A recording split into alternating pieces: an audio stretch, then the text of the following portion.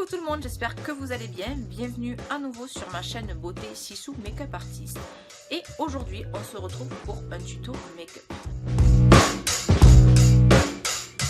Donc je vais vous montrer comment j'ai réalisé ce make-up dans les tons vert orangé avec ma palette chouchou du moment.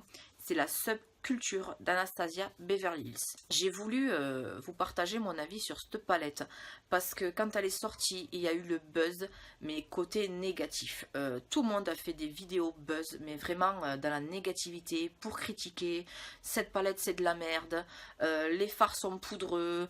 Puis on voyait des nanas, vraiment, des revues.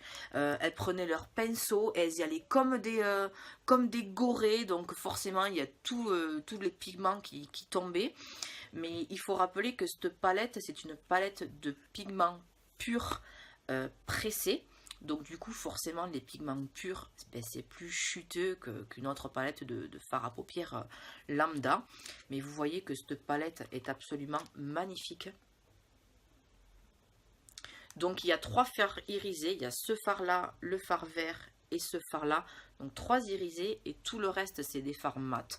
Donc moi j'adore les fards mat vraiment, et les 3 couleurs irisées sont vraiment absolument magnifiques. Vous voyez le vert que j'ai utilisé là, je l'ai utilisé au doigt, il est absolument sublime, ça accroche la lumière. Donc voilà, moi j'ai vraiment pas compris cet engouement négatif pour cette palette, parce que vous allez le voir pendant le tuto, vous allez voir, je n'ai absolument aucune chute et je me suis maquillée plusieurs fois avec cette palette, c'est pas la première fois que je l'utilise, vraiment j'ai voulu la tester en long et large et en travers. Donc je crois que j'ai quasiment testé toutes les couleurs, peut-être une ou deux que j'ai pas encore testé, mais franchement ce buzz négatif juste pour descendre une palette, je trouve ça absolument ignoble.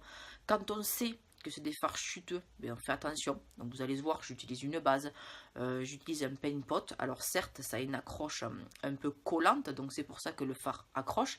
Mais bon, j'utilise une base ou un paint pot à chaque make-up, donc du coup ça change pas de mes habitudes. J'ai pas fait plus attention qu'avec une autre palette. Peut-être la première fois que je l'ai utilisé, parce que forcément, comme j'avais entendu que du mal, je me suis dit, ben, bon sang, je vais faire attention. Mais, enfin, j'ai pas trouvé que les fards étaient plus difficiles à travailler qu'une autre palette. J'ai pas trouvé qu'ils étaient plus chuteux que certaines autres palettes. Franchement, donc si vous voulez mon avis franc et objectif, j'adore cette palette. Elle ne fait pas de chute plus qu'une autre. Si vous avez une bonne base, enfin de toute façon je ne peux pas vous mentir, vous allez voir pendant le tuto que j'ai absolument aucune chute, que ce soit pour le vert foncé, que ce soit pour la couleur de transition, que ce soit pour le fard irisé. Donc franchement, si vous hésitiez à prendre cette palette parce que les couleurs vous plaisent, ben moi j'ai juste un truc à vous dire, foncez. Donc mon avis sur la Subculture d'Anastasia Beverly Hills, j'adore cette palette et je vous la recommande à 3000%. Donc trêve de bavardage et je vous laisse tout de suite avec le tutoriel. On commence toujours son make-up par appliquer une base à fard à paupières. Donc moi j'utilise la Prep Plus Prime de chez MAC, la base pour les yeux 24 heures. Je l'applique avec un pinceau en poil synthétique. Et je vais commencer à définir mon creux avec la teinte Roxy ici en bas. Voilà, je mets la teinte dans mon creux. Vous voyez déjà la pigmentation. Il vaut mieux y aller petit à petit, surtout avec des fards très pigmentés comme avec cette palette. Il vaut mieux y aller avec parcimonie et en rajouter au fur et à mesure jusqu'à l'intensité souhaitée. Ensuite, je vais intensifier mon creux avec la teinte Fudge.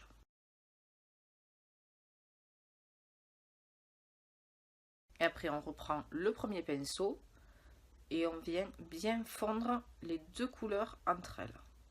Vous pouvez voir déjà, juste en retravaillant le creux avec deux couleurs, vous pouvez voir la différence des deux yeux. Vous voyez comme ça agrandit l'œil juste en structurant uniquement le creux. Pour ce make-up, j'ai envie de faire un cut crease. Donc pour vraiment que mon cut crease soit bien délimité, je vais venir prendre mon paint pot de chez MAC en teinte Painterly. Et je vais venir l'appliquer sur toute ma paupière mobile avec un pinceau plat. C'est vraiment pour que mon creux soit bien délimité et bien propre. Donc prenez votre temps pour cette étape, c'est vraiment très important pour la suite. Et donc après je vais prendre un pinceau plat et je vais venir prendre la teinte Untamed, qui est ce vert-ci absolument magnifique. Et je vais venir le positionner en coin interne et en coin externe. Et je vais laisser la partie du centre sans matière.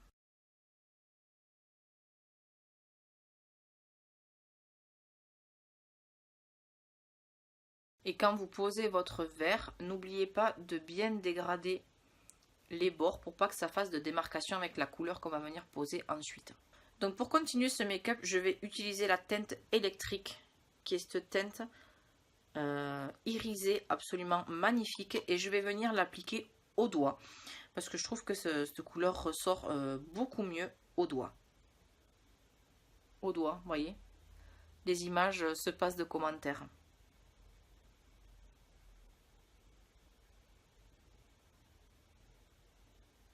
Cette couleur est absolument divine. Je ne sais pas si vous vous rendez compte, mais cette couleur est dingue. Donc je reprends mon petit pinceau plat.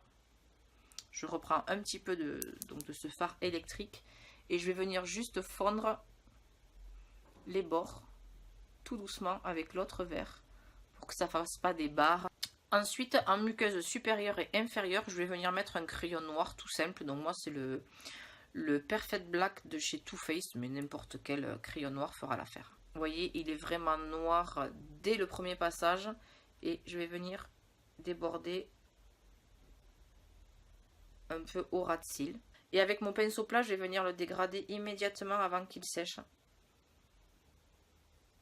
Et une fois que j'ai positionné mon crayon noir en muqueuse inférieure, je viens reprendre le fard Untamed, donc notre vert foncé, et je vais faire comme sur la paupière mobile, je vais en mettre uniquement au coin externe et au coin interne, et je vais laisser un petit le milieu en fait du ras de cils sans vert foncé. Et je n'oublie pas de faire la jonction avec mon ras de cils supérieur.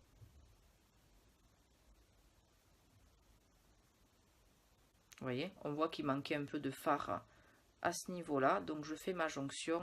Et ensuite avec un petit pinceau fluffy, je viens reprendre ma couleur de transition comme au-dessus, donc la teinte Roxy, et je vais venir flouter mon vert pour qu'il n'y ait pas de démarcation. Et ensuite avec mon petit pinceau plat, je viens reprendre donc le fard électrique et je vais venir le positionner donc au centre de mon ras de cils. Là je le fais pas au doigt parce que mon doigt est trop gros et ça serait pas assez précis. Et on vient le poser en aplat avec le pinceau, et comme il y a le crayon noir en dessous, ça fait une base grasse et votre fard accroche directement.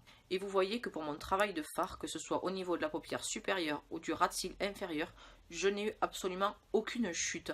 Donc vraiment, enfin vous voyez, c'est pas la première fois que j'utilise cette palette, c'est la 3e ou la 4e fois. Je n'ai jamais eu de chute.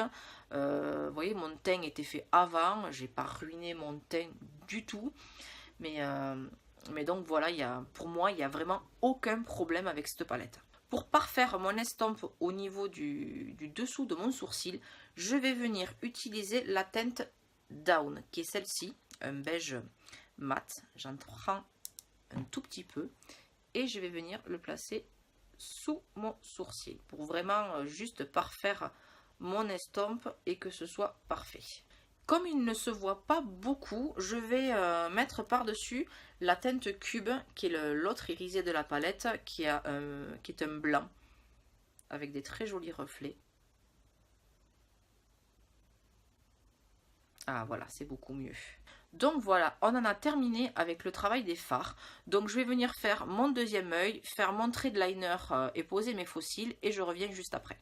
Donc me revoilà, j'ai fait mon deuxième œil, j'ai posé mon eyeliner et mes faux cils. Je vous donnerai la référence des faux cils en barre d'infos. Ce sont des faux cils Jolie Beauty. voyez la boîte absolument superbe.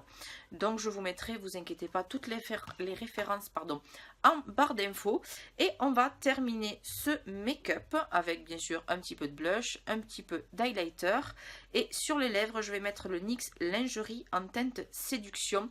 Et c'est le numéro 17. Donc on passe au blush, à l'highlighter et on mettra le rouge à lèvres. En blush, je vais mettre le Too Faced, le Baby Love. C'est une espèce pardon, de vieux rose. Étant donné que j'ai mis en coin interne un fard à sous-ton rose, je me suis dit qu'un blush rosé ferait très bien l'affaire. Bon, quand il s'agit de blush rosé, je n'en mets pas des masses. Parce que comme vous le savez, j'ai pas mal de rougeur à ce niveau-là. Donc ça ne sert à rien de forcer encore plus. Et je vais terminer mon teint avec un highlighter BK et c'est le Parisian Lights. C'est celui en collaboration avec Sananas. Et je vais utiliser mon pinceau chouchou pour l'highlighter, c'est le Fenty Beauty. Et c'est le numéro 120 Highlight. Vous voyez, il a une forme incurvée à ce niveau-là, mais également à ce niveau-là, ce qui permet d'épouser parfaitement le haut de votre pommette pour mettre l'highlighter. Vous voyez, posez votre pinceau ici et voilà. Poum!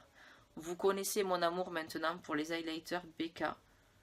Et je crois que vous comprenez immédiatement pourquoi.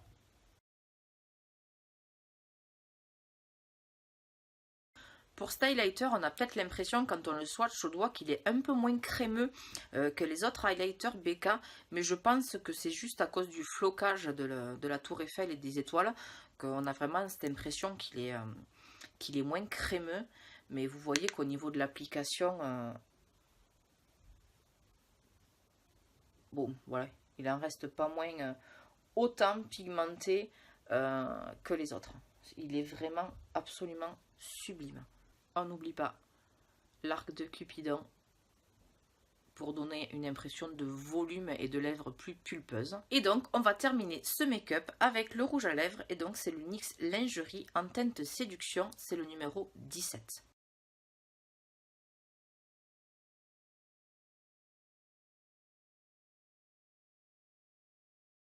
Voilà, ce tutoriel est maintenant terminé, donc j'espère qu'il vous a plu.